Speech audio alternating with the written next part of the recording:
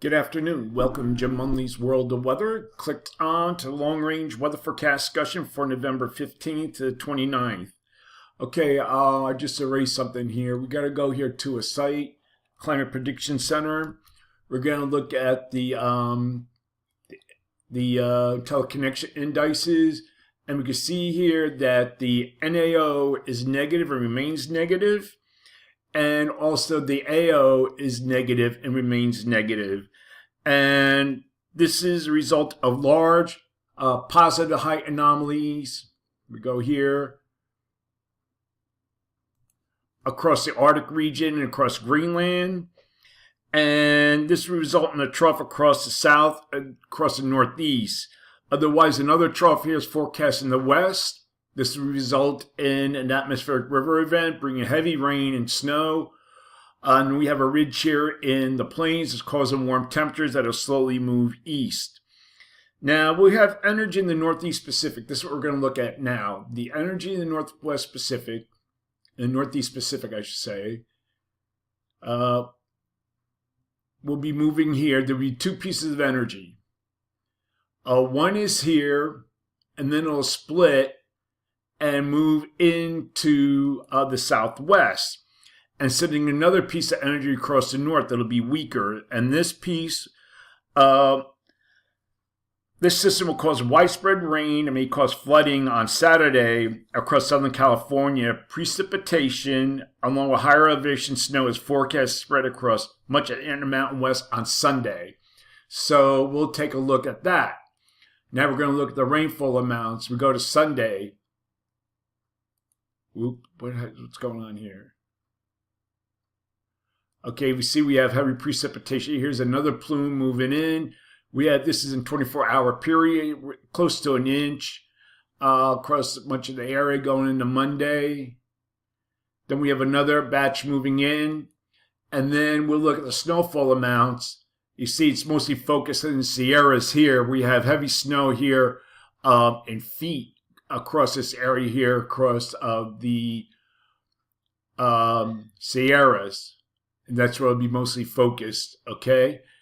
And then we have lighter snow moving into early next week. The northern piece will push a trough and a frontal boundary through the Great Lakes and Northeast over the weekend. And we'll look at that at the surface.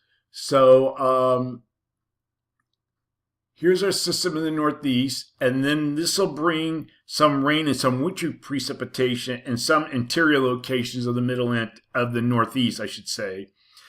But before that occurs, we'll back it up a little bit, we will have a ridge that will bring warmer temperatures across the central and eastern states.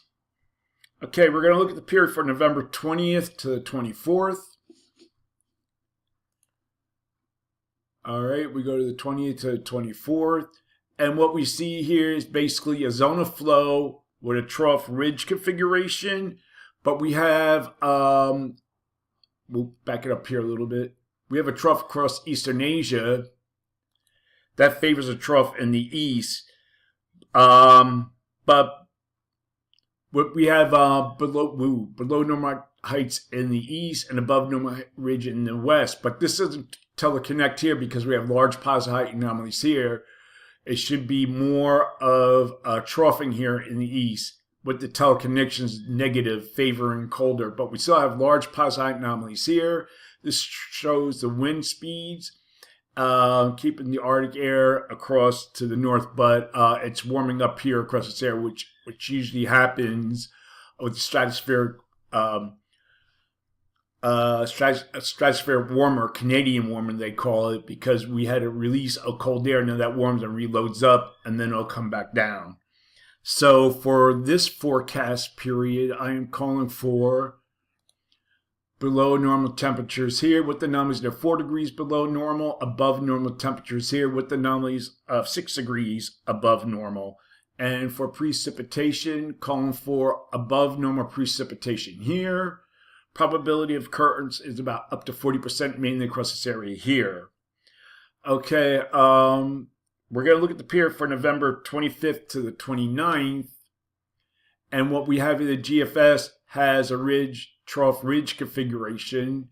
the European, back up here, trough ridge configuration, and then the ensembles more of a zone of flow with a trough ridge configuration. But if you look in Asia, we still have a trough over Asia. Now we look at the hemispheric view. We still have large positive height anomalies here. So here's our trough ridge trough configuration, but we still have large positive height anomalies here with the teleconnection indexes remaining negative. So for now, I am going to